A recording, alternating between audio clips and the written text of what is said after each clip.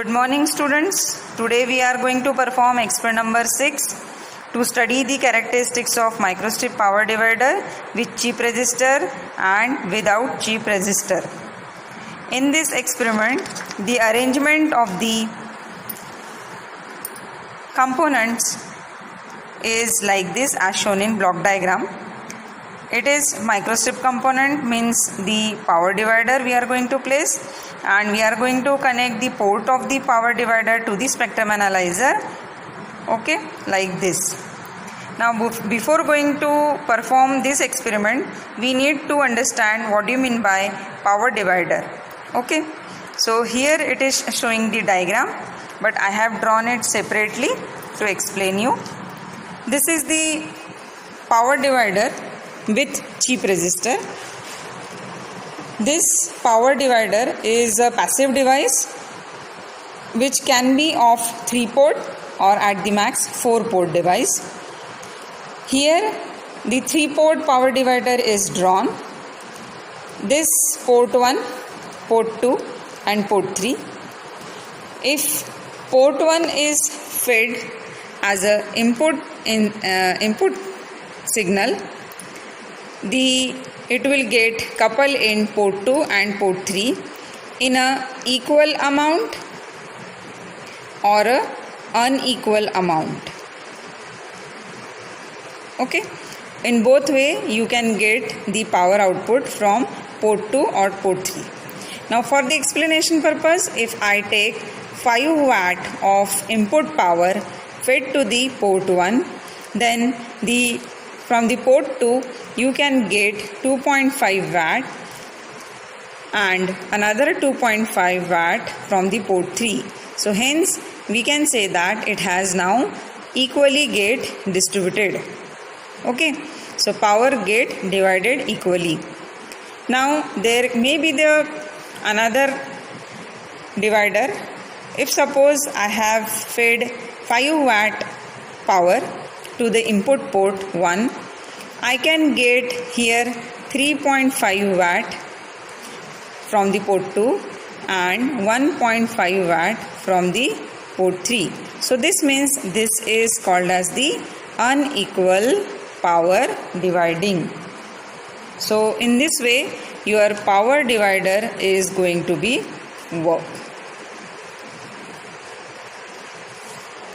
Now we are going to perform the practical power divider with resistor, okay. So here you can see that there is a power divider of having 3 ports, port 1, port 2 and port 3, with chip resistor in between port 2 and port 3. So we'll take the readings for this power divider, okay. For that we need to connect the spectrum analyzer to this power divider. For that we'll connect RF output to the input of the power divider, that is port 1. In this way we'll connect RF input to the one of the port from where we have to take the readings, like port 2, okay. We'll take the readings from port 2. Now what we have to do with port 3, we have to match this termination, okay. We have to match this port, okay. So for that there is a one match termination I have, so I will match this port, okay. Now we'll take the readings. For that switch on the power spectrum analyzer. The same steps we need to follow.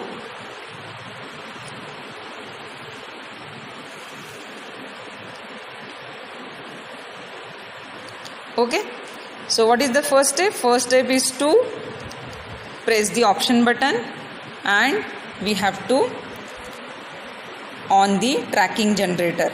So we have to on the tracking generator. So now the signal is going to be appear. Before going to take the readings, we have to set the frequency range also. So click on the frequency button, okay. Set the frequency range. Start frequency can be 1 gigahertz, stop frequency can be 3 gigahertz. okay, in steps of 1 gigahertz we can say. Okay, so this type of arrangement we have to do. Now we will take the observation. For the observation we have here start frequency, stop frequency, center frequency. In the observation table we need to draw serial number, frequency in gigahertz. Port 2, we have connected the output port as a port 2, okay, which is measured in dBm, so it is output power. Port 3 is another output power where we will measure the power in dBm, okay. So first reading we will take, we will set the marker for that on, okay. So start reading, we can, 1 is appeared here, so for that only we will take the readings. Now the corresponding frequency and corresponding power is appeared, so we will take the readings for that. So it is 1.396 gigahertz. For that output power is minus 3.4 dBm.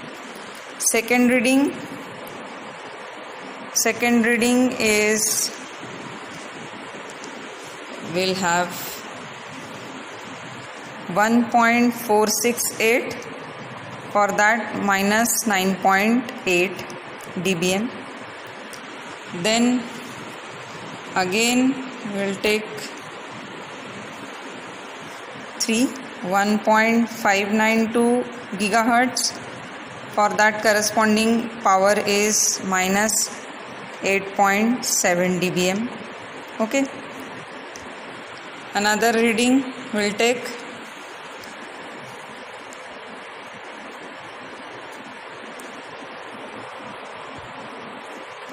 as a 1.676 minus 8.6 dBm.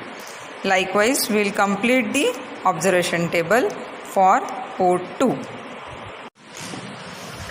Now for the port 3 output measurement, we will replace this RF input with match termination and we'll connect like this, and we'll now terminate the port 2 so that we can get the output characteristics of port 3. So we'll take the readings accordingly now. Now what we have to do, we have to follow the frequency range same as 1.3, we have to set like this, and we have to take the power output from port 3 with respect to frequency. This we have taken, okay.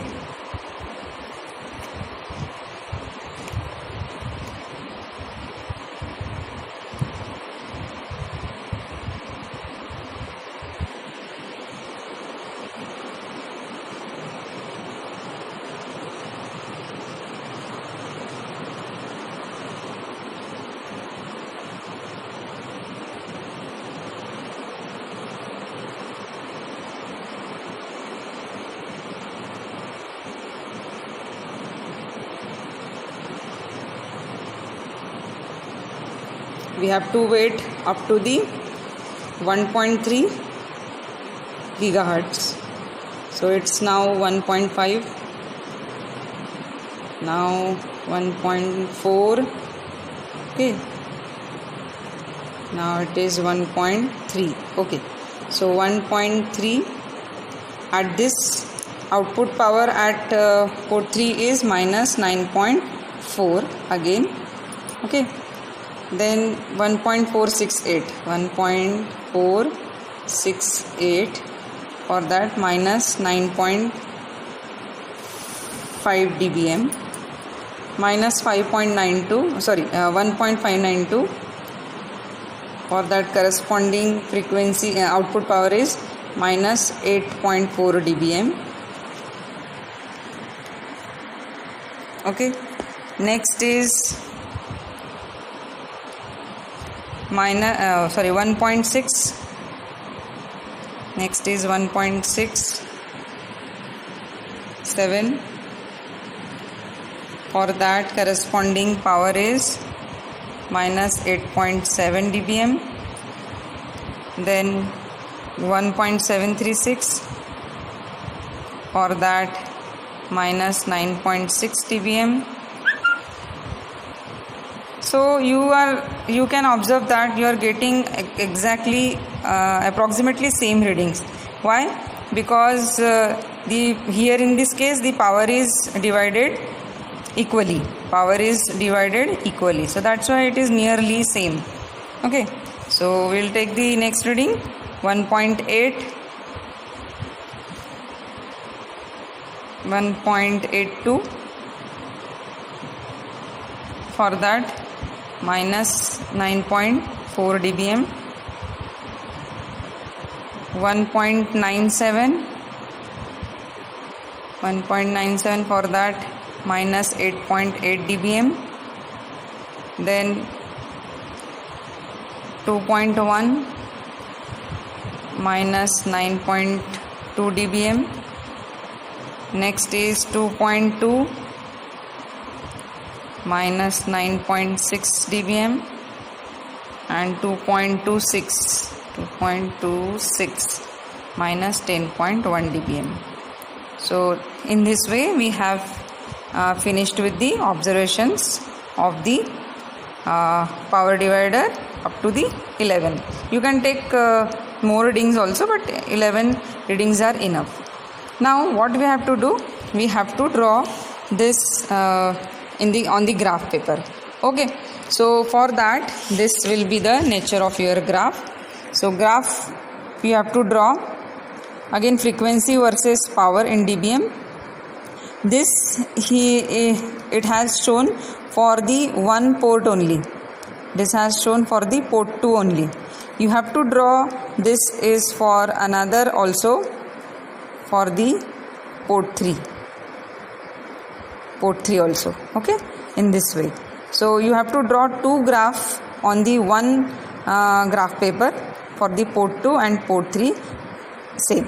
Okay, so in this way we will complete the experiment number 6, power divider. Okay, characteristics of power divider. So thank you all of you.